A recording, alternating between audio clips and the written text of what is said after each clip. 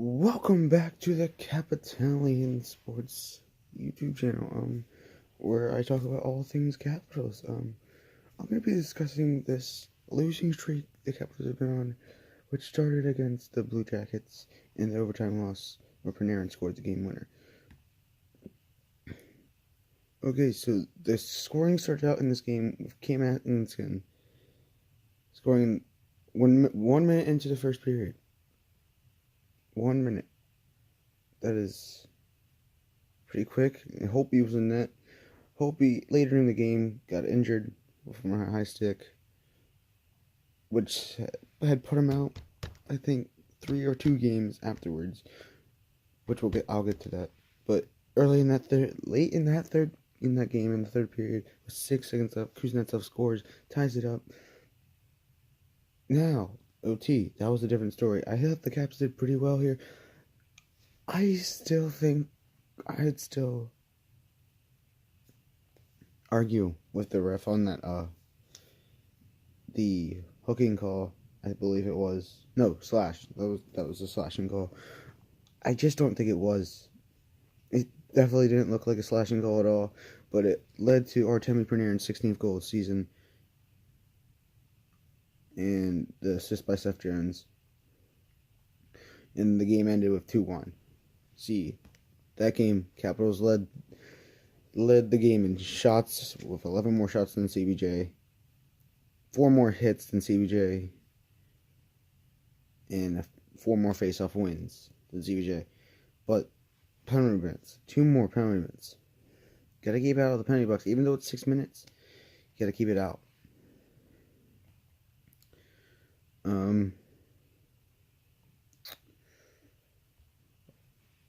And this was the third game of the season series between the Blue Jackets lead it 2-1. Now let me go back here into the second game of this. Hold on, I need to make sure I have this right one. Yes. Now we head to the second game, which was also at home.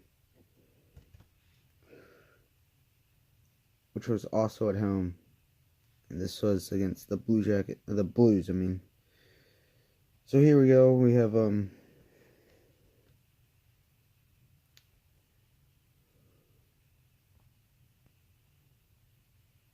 have the scoring starting not that early in this first period.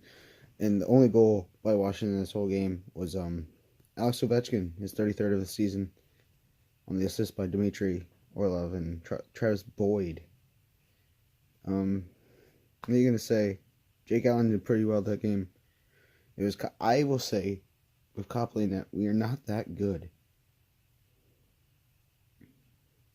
I think that we need to trade Copley, but I'll get into that in a little bit more detail. Now looking at the stats here. Actually, let's head to Barbashev, Dunn, and Perron all scored in the second period, making it 3-1 before even the period.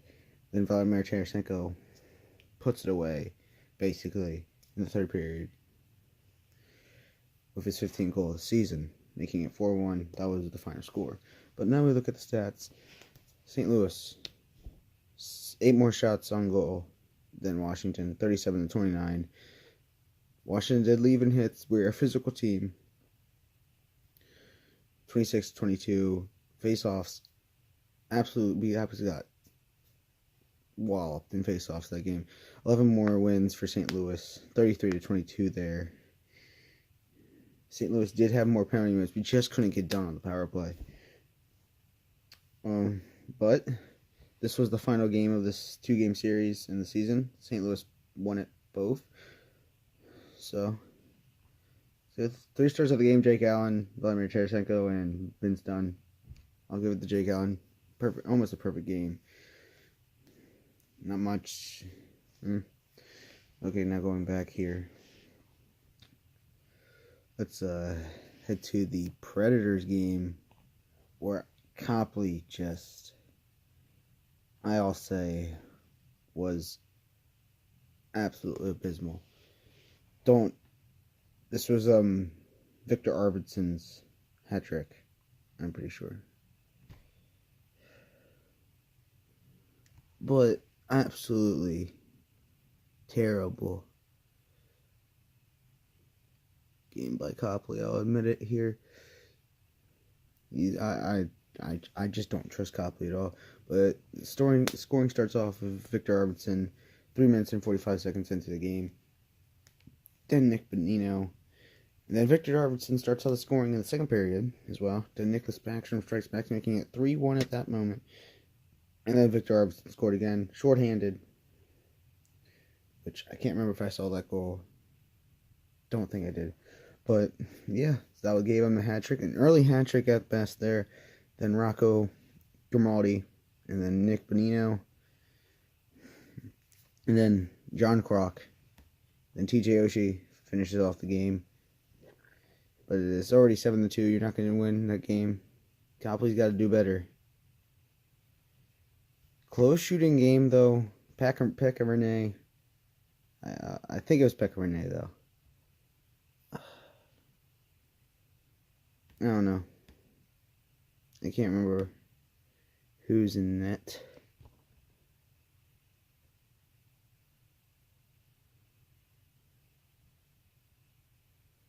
Oh, no, it was Saros. Okay, Saros was pretty good. I'll give him that. He's a good backup. Better than Copley.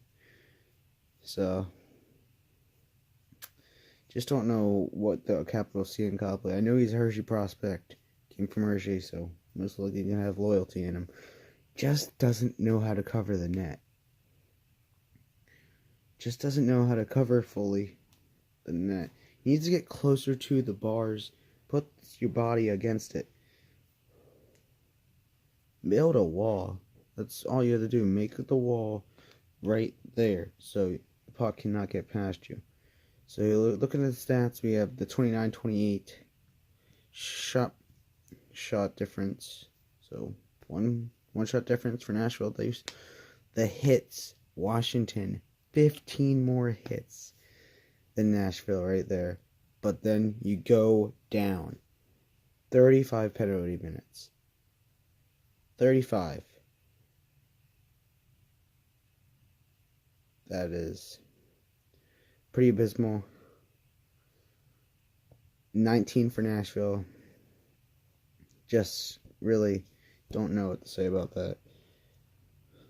As we go now to the fourth game of this current 7-game skid.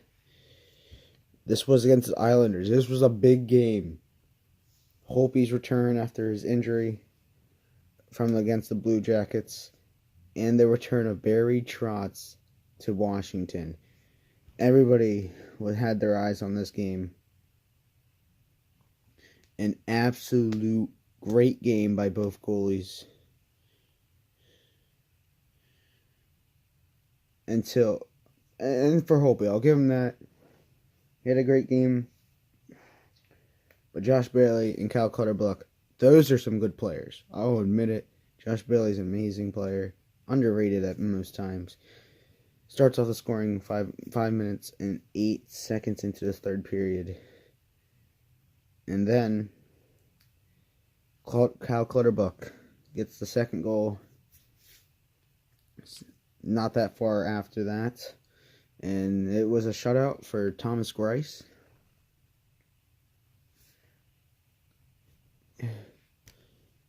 Who only had to make 19 saves.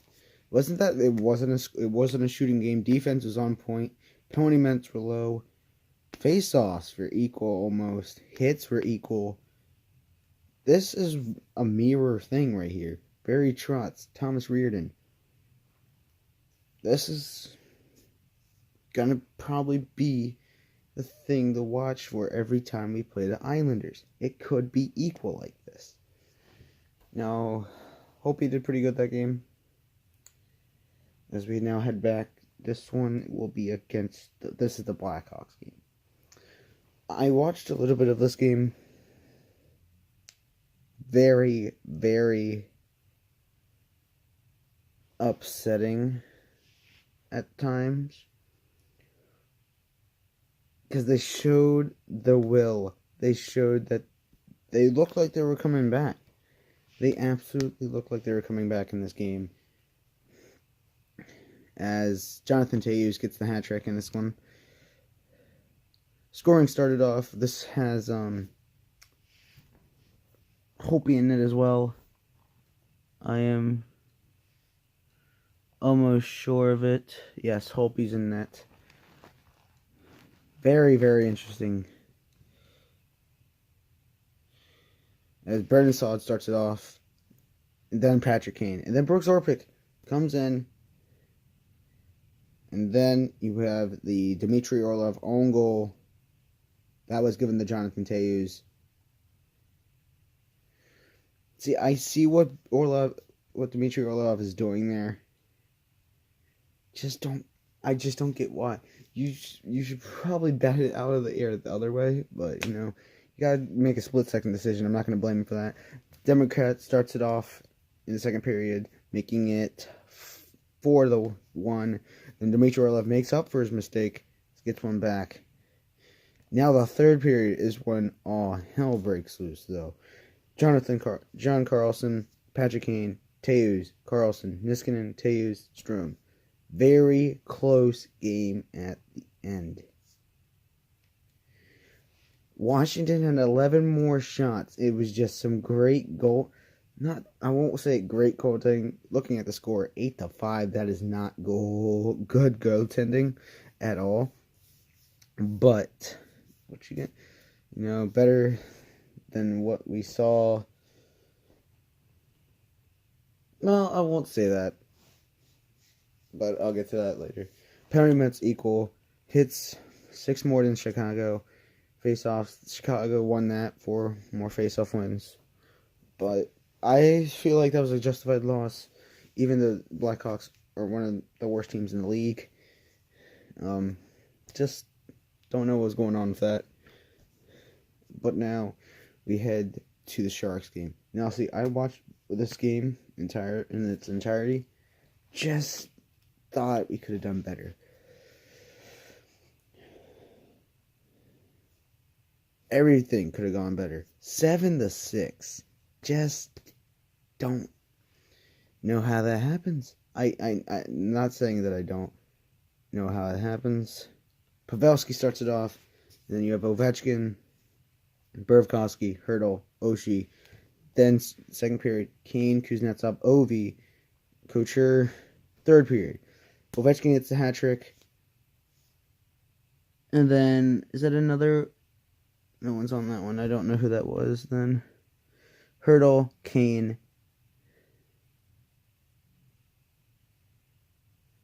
And then I'll give it to Kane. That was an amazing goal at the end of the period. 1 second left.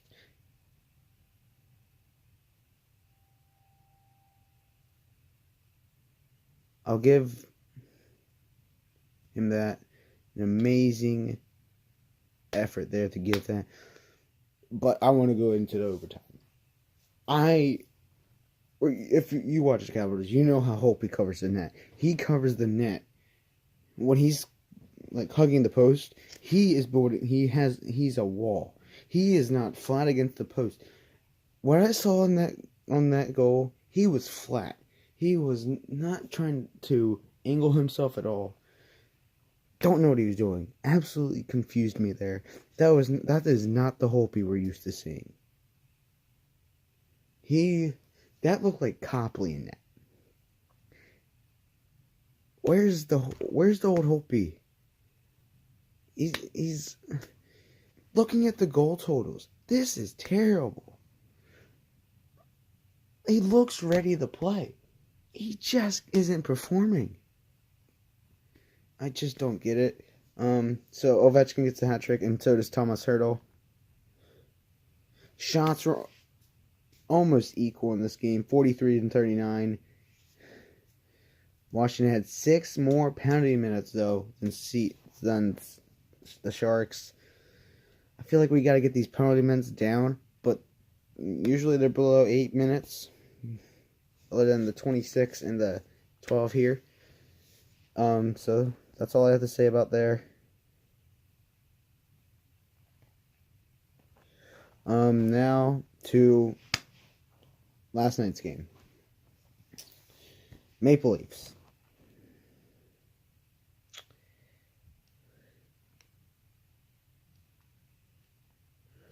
Maple Leafs 6-3. I just didn't know what to say about this game. I'll say it now.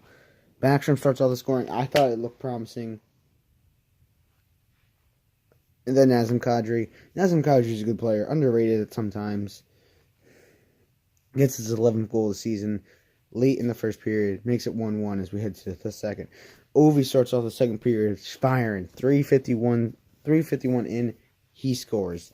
Usually when we see Ovi, we all get excited because we think he's going to get like 2-3 goals. But then Zaitsev and Austin Matthews happen. Make it a 3-2 game. And then Nazem Kadri scores. Then scores later in the third period, getting his hat trick. And then Niskanen makes it 5-3. Possible. 2 minutes left. Maybe, maybe not.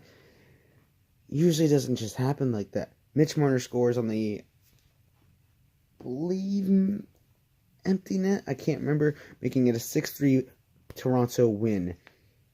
People were asking, is Toronto for real? I didn't follow the Toronto hype. I just don't see it. They may have 62 points. I just don't think they're going to go to maybe second round. I just don't see it. I don't even get past the second round. Even the first, I'd be surprised. They may have 62 points. They may be 30, 17, and 2.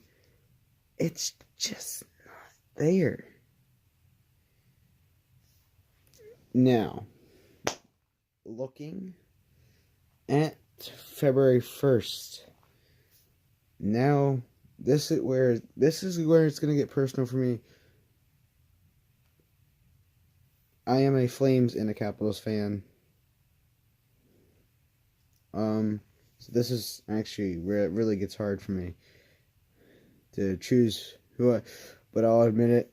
I believe Calgary's going to win. Calgary is on a roll. 71 points. Absolute domination. I hate to jinx them here. Stanley Cup team. I'd love to see the Capitals repeat, but I want to see the Cup go back to Canada. It's not going to be Toronto. It's going to be Calgary. Oh, it's going to be amazing. I'm believing in the Calgary head because I'm a Calgary fan. David Rittich, what a turnaround. For Mike Smith, he's mediocre at best. But see, that is what I would think the Capitals could try to do there. Trade Copley and maybe a third and fourth round draft pick for Mike Smith. Try to get him going. Bingo. You know? I feel like that could be a good move. Because Mike Smith, he's a veteran too. Hope is the hell was that noise? Sorry. Hope is also a veteran and make that. Now, looking at the injuries here, Valimaki for the Flames, he's not really, no, not really that big of a contributor. He's defensive, but Capitals still without Christian Djoos. Christian Djoos, good player, very big role player. He can score, just missing me out on the ice. But yeah, I feel like the Calgary Flames are going to win this one, and they are on the Capitals are on 7-game losing streak. The Flames are first in the Pacific, where the Capitals are second in the Metro. But they are on a 3-game winning streak.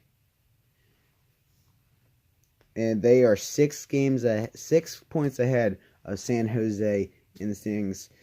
That's really all I have to say for this video, but I really want to see these Capitals turn it around. I do not want them to fall behind. I hope he's got to get back to his old self. So does Copley's just got to step it up once he comes into the game. I know this has been a long video with nothing on it, but this is the Capitalian. I'm out. Peace.